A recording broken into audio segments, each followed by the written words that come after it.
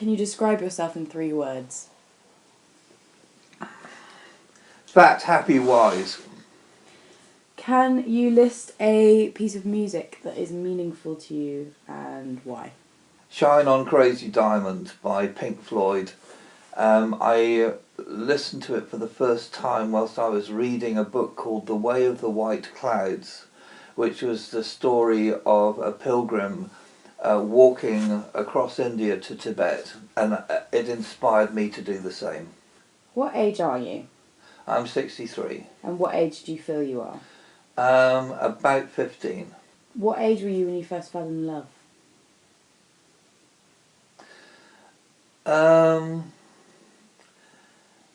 I first fell in lust when I was about 12, but the first time I actually fell in love was probably when I was 60. What relationship advice can you give? Support your partner in being him or herself. What advice can you give about not being in a relationship when you're on your own? Do the same to yourself. Do you have a favourite film that you would recommend for people to watch?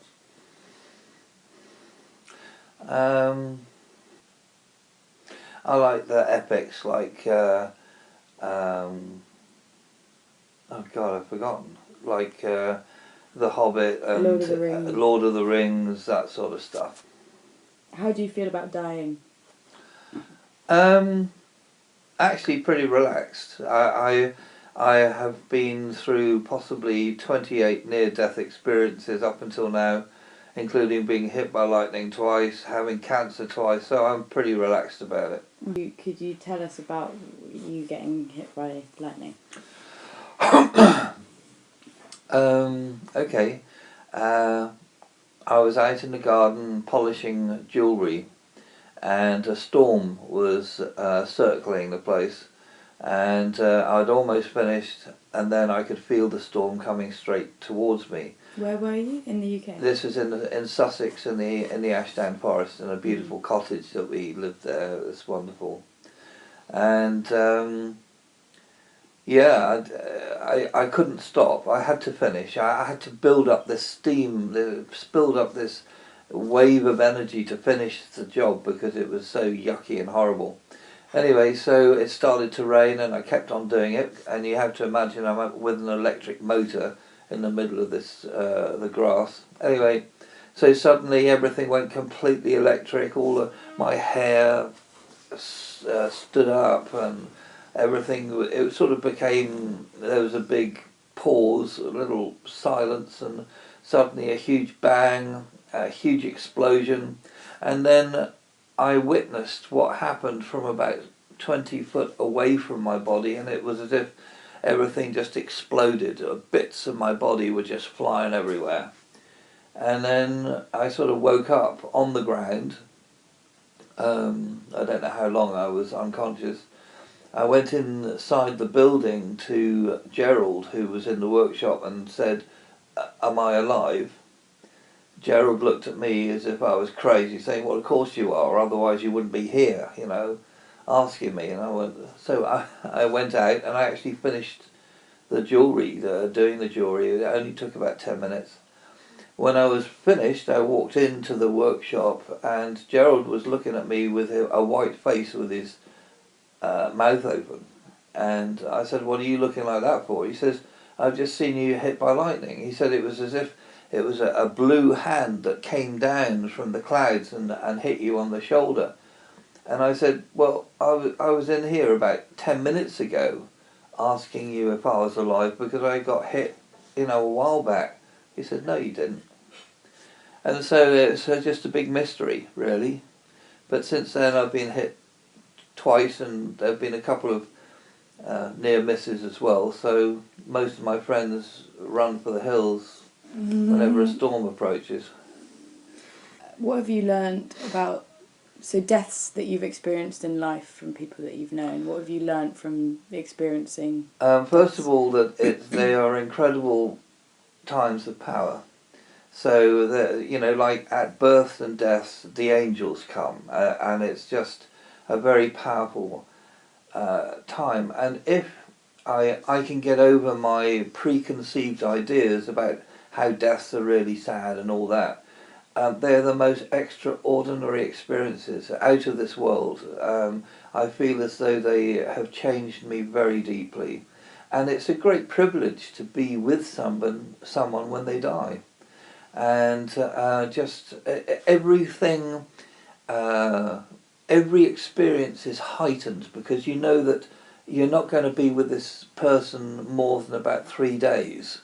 And so every single second is so precious. And everything that you do has so much meaning. And you feel, or I feel, in the presence of infinity. It is such a privilege. Do you feel you have a belief or idea or knowledge about what happens when you die? Basically, no. No. All I know is, like, sure, I know that there are all these different theories about reincarnation and this and that, but nobody actually knows. And so I rather deal with what's happening. Mm-hmm. And if I can be present in a situation like this, I feel as though I am so alive.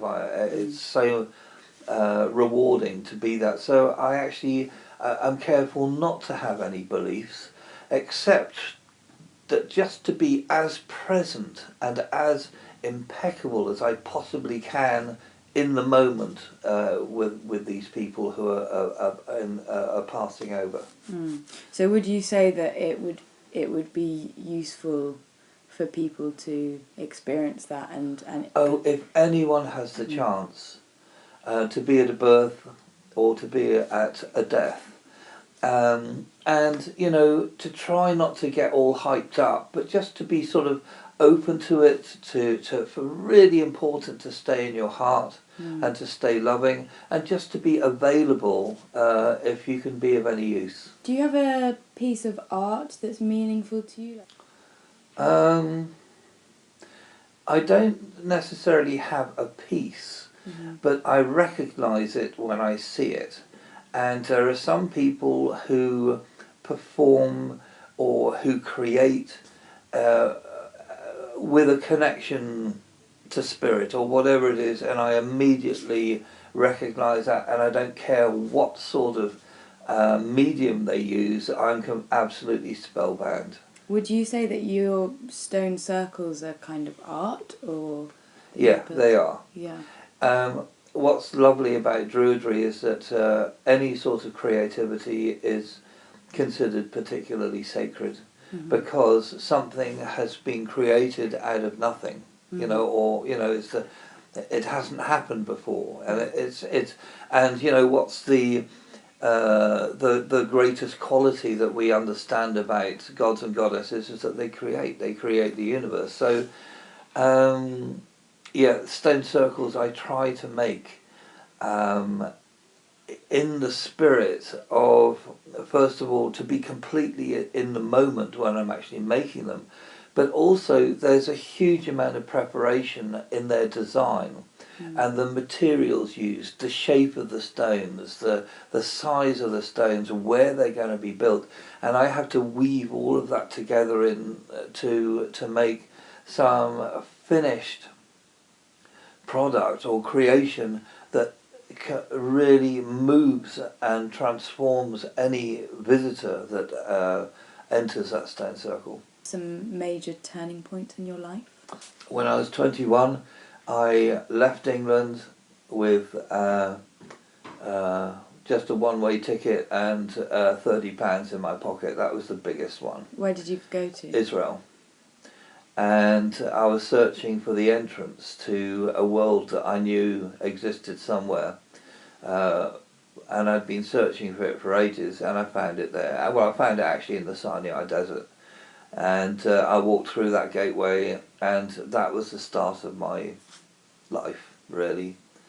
So, making my first stone circle, that was a big thing. That happened in 1992. Can't remember how old I was. I can work it out. 39? Yeah, something like that. Then getting married meeting Fern, because up until then I lived out of my rucksack, and if things got bad I would just leave. But with Fern I suddenly recognised that this was forever, and so that meant that I had to deal with things as they arose, and I've changed so much since I've been with her. So you know, there are other. Well, when I was 60 years old, being accepted as an elder in my community,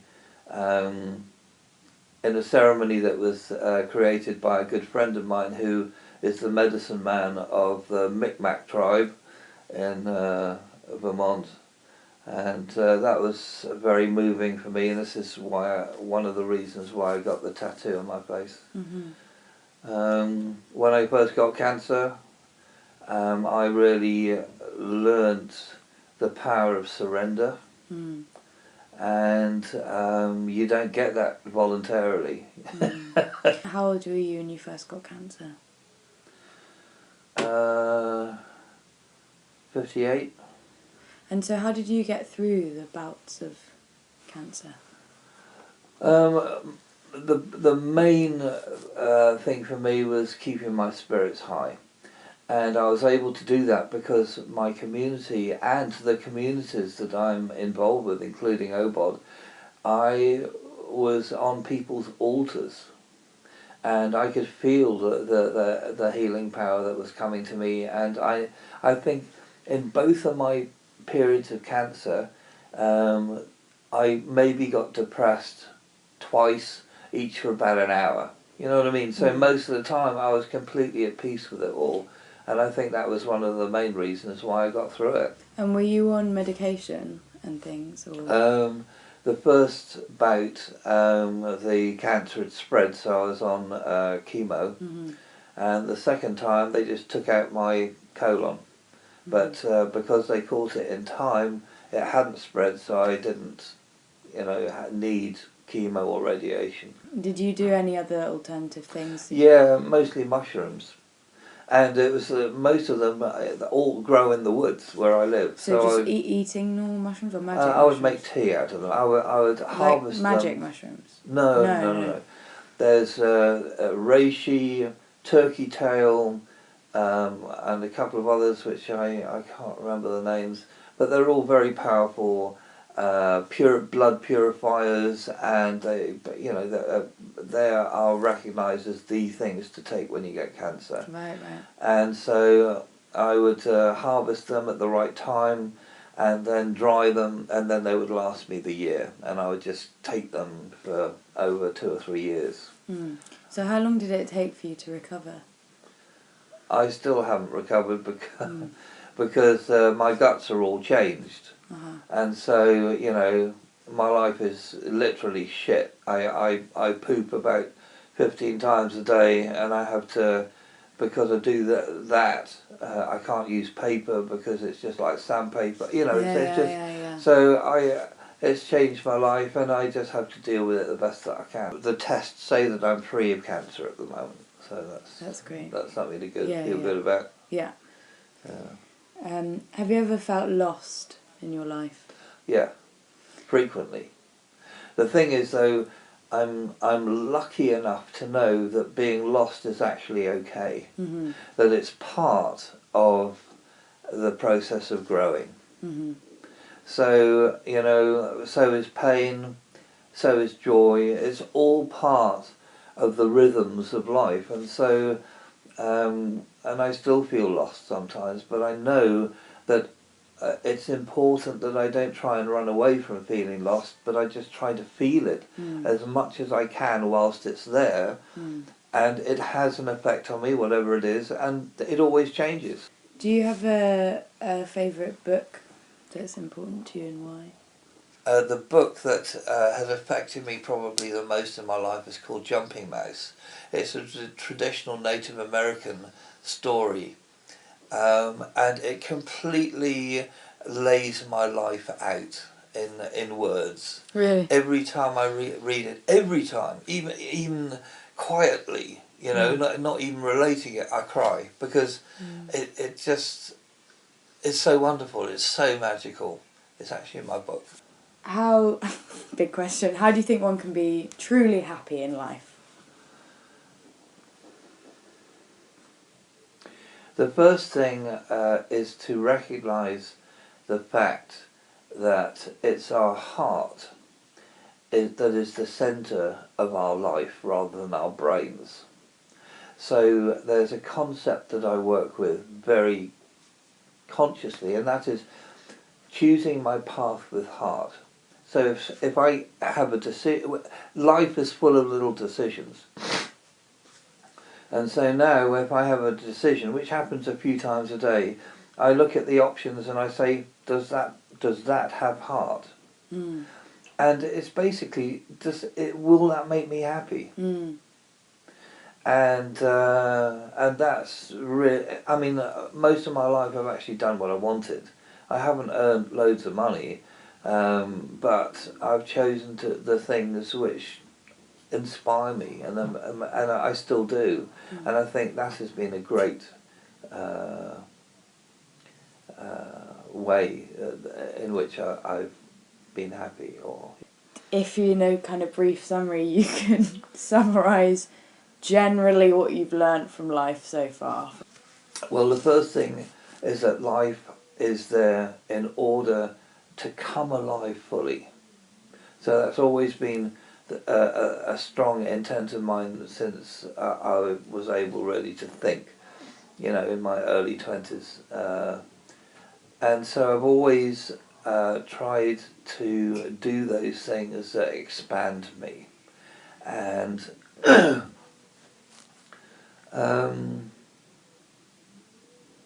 you repeat the question? What have you learnt from life so far? Okay. So, first of all, that life is to try and come alive to my greatest potential, if you like. Mm-hmm. And I feel really good. At this stage in my life, I feel pretty good about that. I mean, there are always ways in which I can improve myself. But, I'm actually pretty happy with my life, that how it's unfolded, where I've got to, the friends, the people that I've got to know, and, my relationship with the land. So yeah, the first thing I guess is to come alive as fully as I can. The second thing is I see life as a relationship. And I've learned that, as with people, if I build a relationship with life which is loving and respectful and enjoyable, then somehow that's how life is going to treat me. Mm. I feel incredibly blessed with the way life has been treating me, and I know that has got a lot to do with my attitude towards life. Mm. And for me, it's just so simple. How you treat things is how you get treated back. And did you manage to retain that even during illness and things? Absolutely. Yeah. In fact, that made it more real for me. Mm-hmm. And simple things like the nurses all love me. Mm. Because I treat them with respect and I make them laugh. I mean, I was the one even with cancer who was making people laugh. Mm. And they love Mm. to interact with people in that really positive way, because most, as they tell me, most people in hospital are miserable bastards, and they're always sort of down and complaining and all the rest of it. And when you complain, it just comes back to you. So if you complain, you're miserable, and you experience life in a miserable way, and I don't want to do that. Mm. So even when I was at my worst with my illnesses, in a way that made me more free, because I had got nothing less to lose. And yeah, for me that is really important.